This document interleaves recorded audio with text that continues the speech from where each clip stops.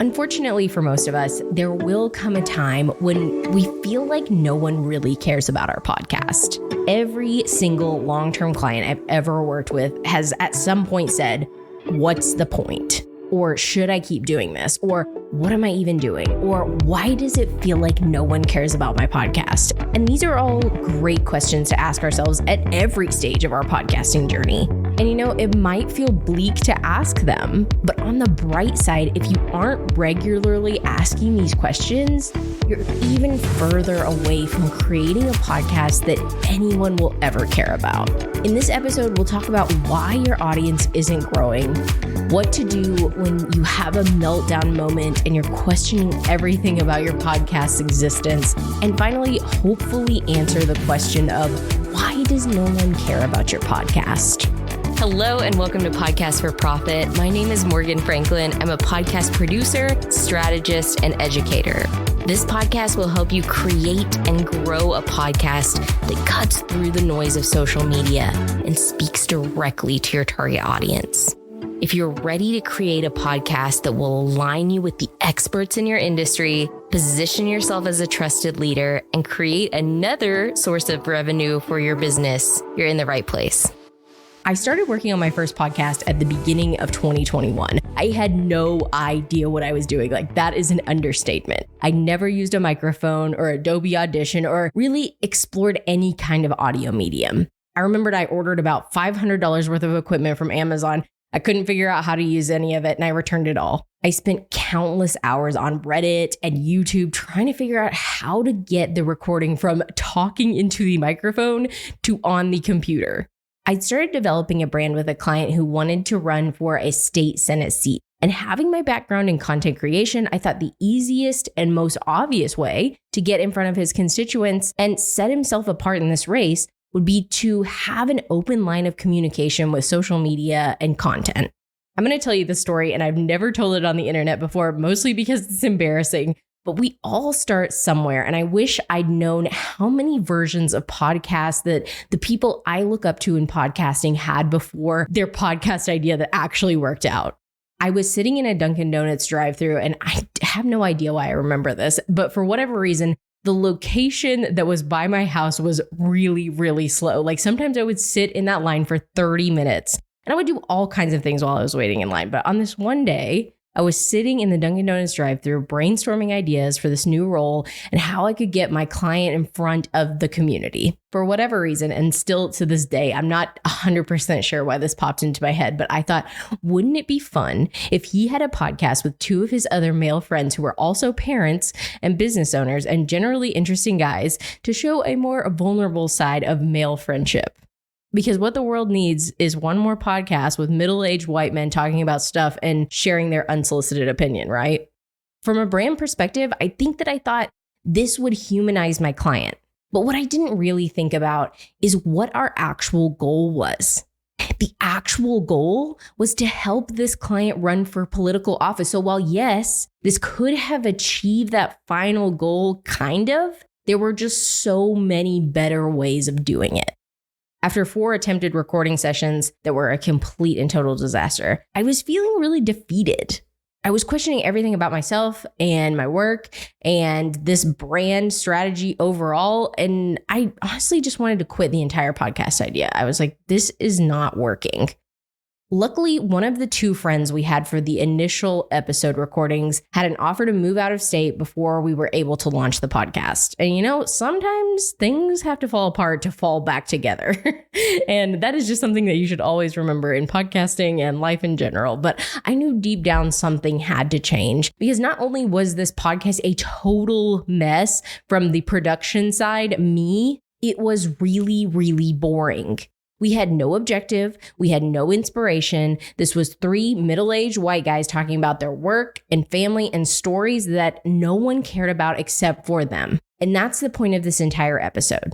When you're creating selfish content, no one cares about it except for you.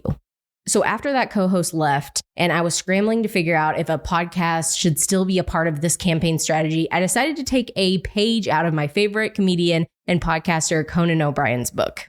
If you've ever listened to his podcast, it's called Conan O'Brien Needs a Friend. And in that moment, what we needed more than anything was to make this brand and campaign some friends. So I repitched the podcast idea. I'm guessing this time I worked on it after I got the coffee, and we decided to move forward with a podcast that would interview interesting people from our community.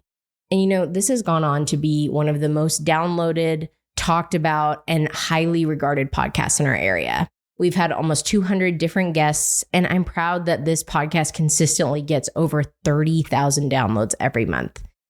It's changed my life, and I know it's played an important part in strengthening our community and bringing quality media back to our area. Our community cares about it, and not because of us, but because we have integrity and purpose. We want to uplift the guests that are on our show. We want to introduce them to people who might have never heard of them before. About a year and a half into working on this project, the client I was working with decided he no longer wanted to run for office.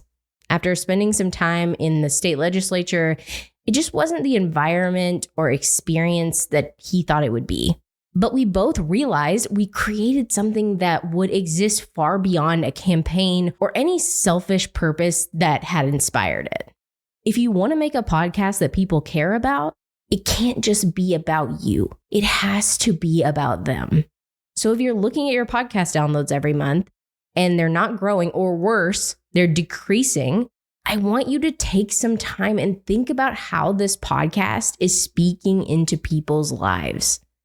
Did you make it for selfish intentions? And if you did, that's okay. We all have to get off the launch pad, and sometimes selfish reasons are just as good as any other. But while that'll get you in the sky, it's not going to keep you going. It's not going to grow your podcast. It's not going to build a community that can't wait to hear your new episodes. And what about the inevitable podcaster breakdown? I hope you know what I mean when I say that. But generally, anytime you're just in the total pit of despair, thinking this is never going to work out, or why am I doing this? Or who even cares about my podcast? Or who even listens to this podcast? And we've all been there. I've been there. I've been there very recently. Podcasting is hard. Podcasting is the long game. It's just like owning a business. There's going to be really high highs. There are going to be very low lows. But the people who make it, they're the ones that figure out their audience. They know who their community is, and they're always working to grow and serve them. I was reading a newsletter from Guy Raz this week, and he was saying that the thing that almost every business owner he's interviewed over the past 20 years, which is a lot, has in common is they all underestimated how long it would actually take to become successful. And if there's a through line through every podcaster that I've ever met, I'd say it's the exact same thing. You are not going to be where you want to be with your podcast in a month, or 3 months, or 6 months. I'd say after a year, you're probably just getting in the groove of how this specific podcast works. In my experience, it takes about 3 years to see a real community growth and development from your podcast. If you're doing a podcast every week, that's 156 episodes. So yeah, I'd say after 150 episodes, you're finally going to see where you stand. But do you know where most podcasters give up? I'll give you a hint. It's not 150 episodes. It's 3. 3 to 7 episodes is how many episodes most podcasters publish before they decide if this is working or not. And that's just so unrealistic. Success in podcasting will always belong to the creator who is willing to stay the course.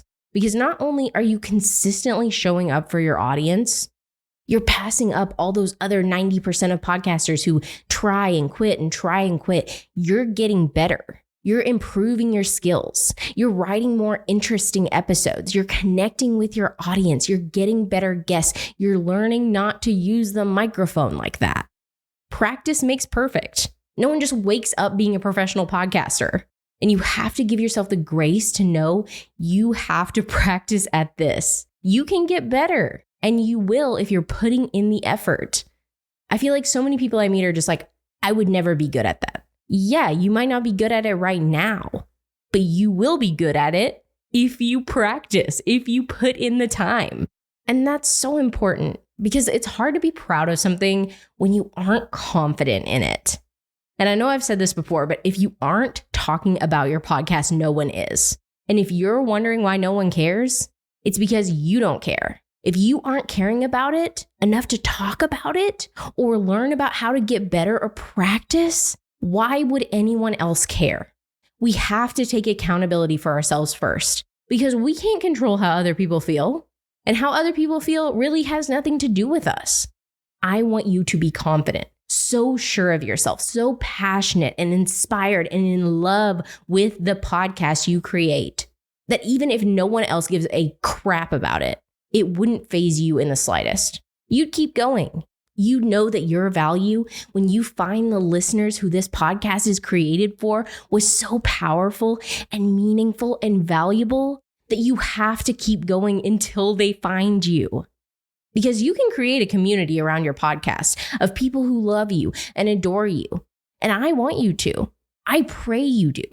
But the only thing that's going to keep you going and keep you motivated and keep you creating is knowing that you have something to give the world that is so meaningful that you have to keep going.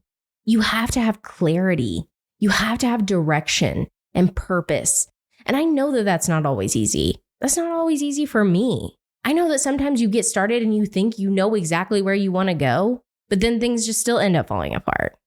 So if you're feeling lost or uninspired, or you just don't know where to start, I'd love to help you out. Send me an email to morgan@morganfranklin.media, and I'll share my website in the show notes. I have monthly coaching available, or we can just sit down for an hour together and strategize for your podcast and figure out how you're going to find the audience who needs to hear what you have to say. Because remember, you have to care about your podcast first. And as always, I can't wait to listen to your podcast. Hey, thank you so much for joining me on this episode. If you enjoyed the podcast and you'd like to hear more episodes like this one, go ahead and subscribe to the show. New episodes air every Monday morning. And if you found this episode valuable and you want to help other business owners and podcasters, will you leave me a 5-star review? It helps the show rank higher in the charts and brings more entrepreneurs the information they need to start making money on their podcast.